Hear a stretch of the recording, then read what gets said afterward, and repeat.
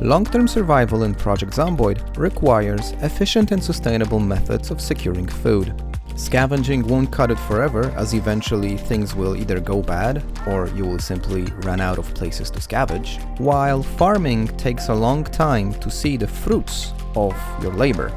That's where nature comes in, if you know what to look for. Today we're diving into foraging and fishing, two essential skills to make you a self-sufficient survivor. Just try not to poison yourself in the process. Project Zomboid defines foraging as a survivalist skill and a game mechanic that allows the player to search for food and resources. And I'm not gonna lie guys, this is probably one of my favorite skills. It's super easy to level and it kind of gives you that life is a box of chocolates vibe because you never know what you're actually gonna find. And that's absolutely true when foraging because you can find pretty much anything. You can find food, you can find wood, you can find junk, pretty much anything, depending on where you actually forage. As with any skill, the best way to level up is to first find the respective skill book, read the book to gain the XP multipliers, and then venture out there to forage for items. When foraging, you gain skill points. First for actually finding the item and then for interacting with the item, and this is quite important especially when you're leveling up. When you find something that you find not necessary, like say you found just a tree branch, if you don't do anything with it you will only get the experience for finding the item, but if you right click on it and click discard, you will also get the interaction bonus. So whenever you find something, make sure to do both of these things because it will increase the amount of experience you gain. While foraging, there are few things which will impact the efficiency of this skill. Those things are weather, darkness, and also the skill level of the foraging skill basically. Which is completely logical and makes sense because it's harder to find stuff at night or in heavy fog than it is on a clear day in the middle of summer. The types of things that you are able to find while foraging are determined by the area in which you are actually doing that. So you are more likely to find fruit or mushrooms in a forest, and more likely to find trash or junk in an urban area. Now in the clip that you're currently watching, you can see my character foraging just outside my base. This is kind of a foresty type of an area, and one of the most common items I'm finding are berries and mushrooms. Now I don't know if any one of you ever went to a forest to actually forage for mushrooms. This is one of my favorite autumn hobbies.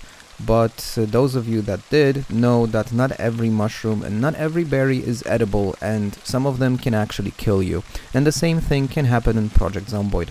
So how to differentiate between edible and poisonous berries and mushrooms? Well, there are two ways to do so. You can either have the herbalist trait, or you need to read a specific magazine that will give you this knowledge.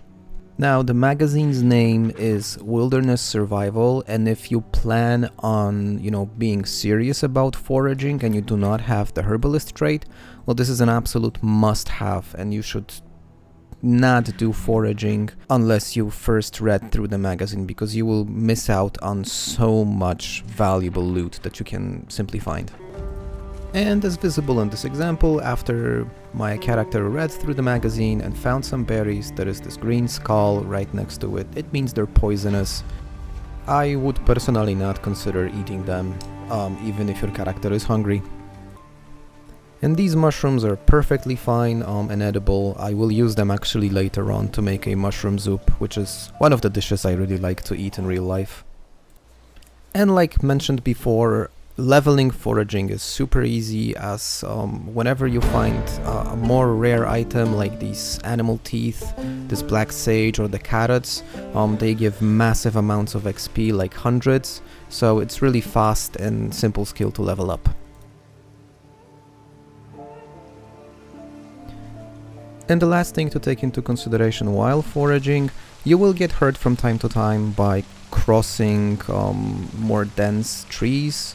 And when you're in forest specifically, it's always important to you know, be aware of zombies who can lurk in those forests. You might end up from time to time in dodgy situations, so just make sure to have enough stamina to either fight them or just to run away.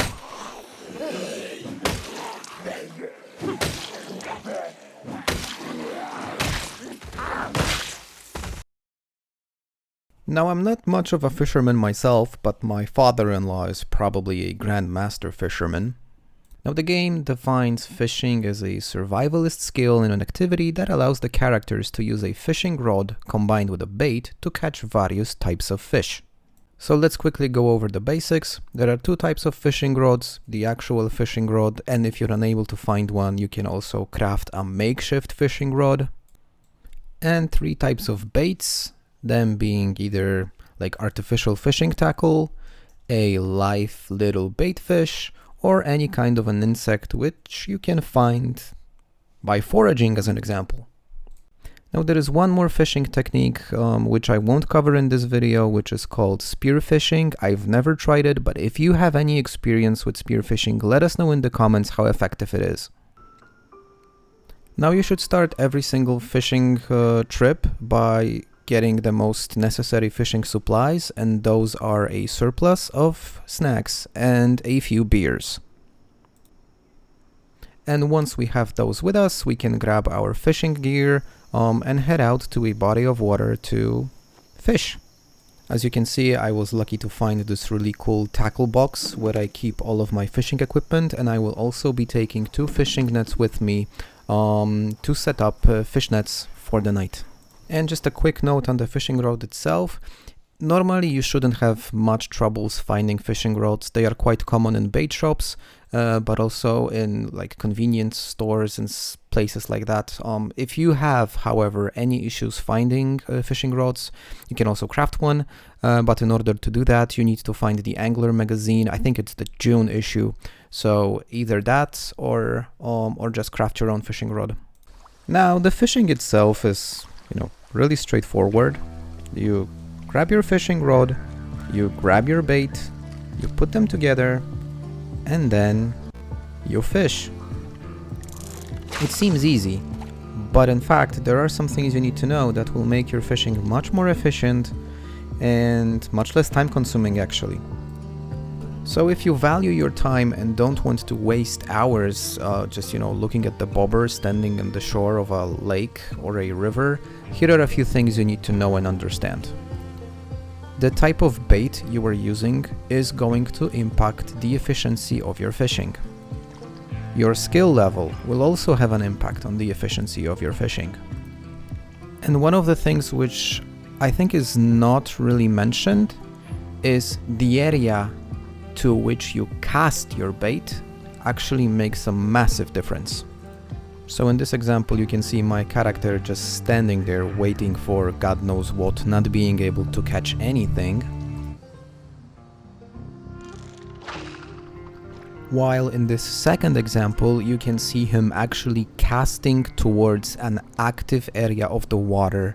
And by mean active area, it's those little circles that pop up on the surface. That's where you want to cast your bait. And as you can see, maybe it was not instant, but the amount of time needed to actually catch something was much shorter. I'm gonna play this example for a bit longer, just so you guys get a feeling of how efficient it is if you actually cast to where you're supposed to.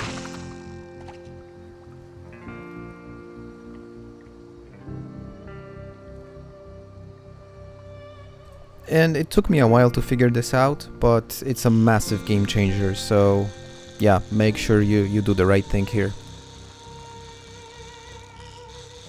And obviously one more thing, when you reel the fish back in, make sure not to reel too hard because you might break the rod.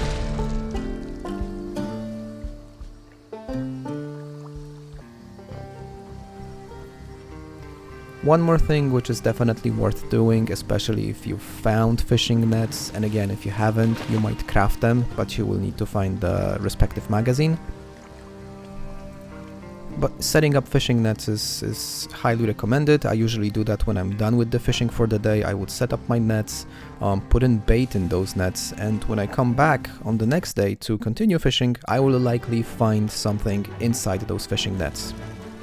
Now, how to put bait in those fishing nets? First, you need to have chum. Chum is basically... Actually, I don't know what chum is, but you make it out of sand. So whenever you have a sandy field, like here in this example, you just right-click and make chum. You can also use chum to prepare a specific bait. So you can have a worm and a piece of chum, and you can put them together to have a worm chum bait. And then you just simply right-click on the fishing net and use that as bait.